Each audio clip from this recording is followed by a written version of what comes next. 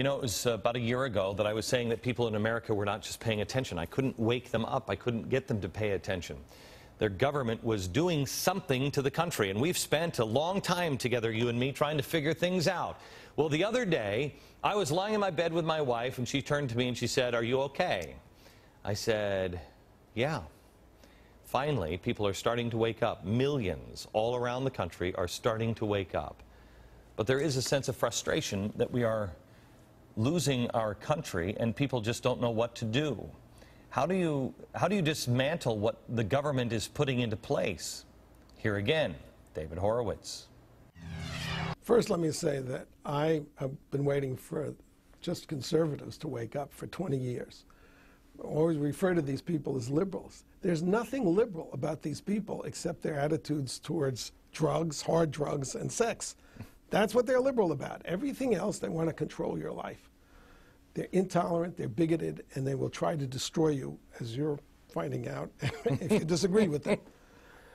Now, I think that there is, I have a strategic idea, but also just an encouragement. The country's mentality is not radical. It is not radical. It may not be conservative, the way conservatives like to think, socially conservative and so forth, but it's not radical. And they understand that. They're very good. That's why they always talk about the private sector, like they care about the private sector. They care to just get its money.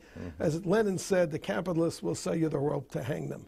In my view, we should take a page out of Alinsky's book, Rules for Radicals.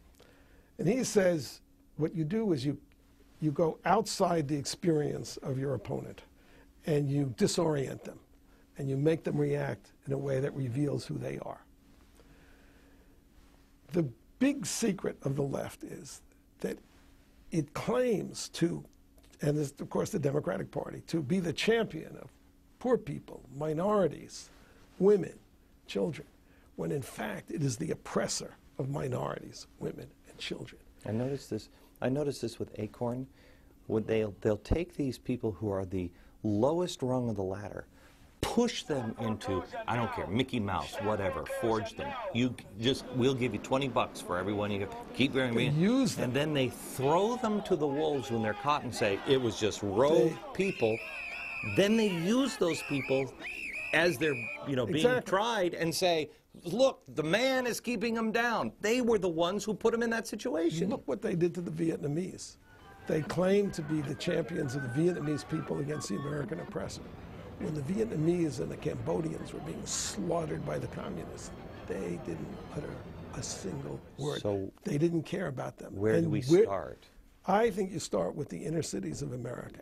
Every major inner city in America, Detroit, Chicago, Philadelphia, Harlem, South Central, the city council in every one of those inner cities, the school board, the school district is 100% controlled by the Democratic Party and Washington, D.C., of course. 100% controlled by the Democratic Party and the social justice crowd, and has been for 100 years.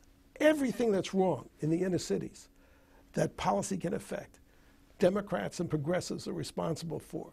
They have their boot heels on the necks of poor black and Hispanic children everywhere in America.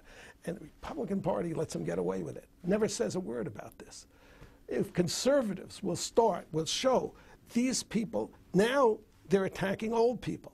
They want old people to die sooner. They don't want to give them the care that will keep them alive. That's what Sarah Palin did. That's what she did. That's why they hate her. She's very effective. And she, that is great.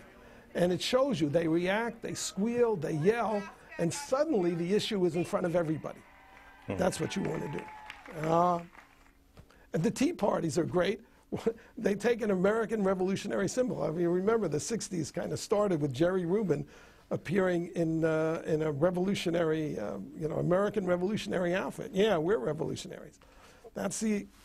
If you get on the side of the underdog, and that's why they hate you and they hate O'Reilly.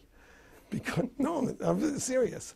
The romance of the underdog is the American romance. And it's because we were a little set of colonies, we went up against a big empire. So everybody thinks of themselves as an underdog. I mean, Martha Stewart, Bill Gates, everybody's being picked on. The Democrats are brilliant at pretending to be on your side. They never put a... Look at the health care. How do they sell it? 47 million people who can't get health care. We know that's a big lie. But that's what you do. You put in front, it's the human shield thing. You put a little black kid, a little Hispanic kid, a woman, whatever, an old folk.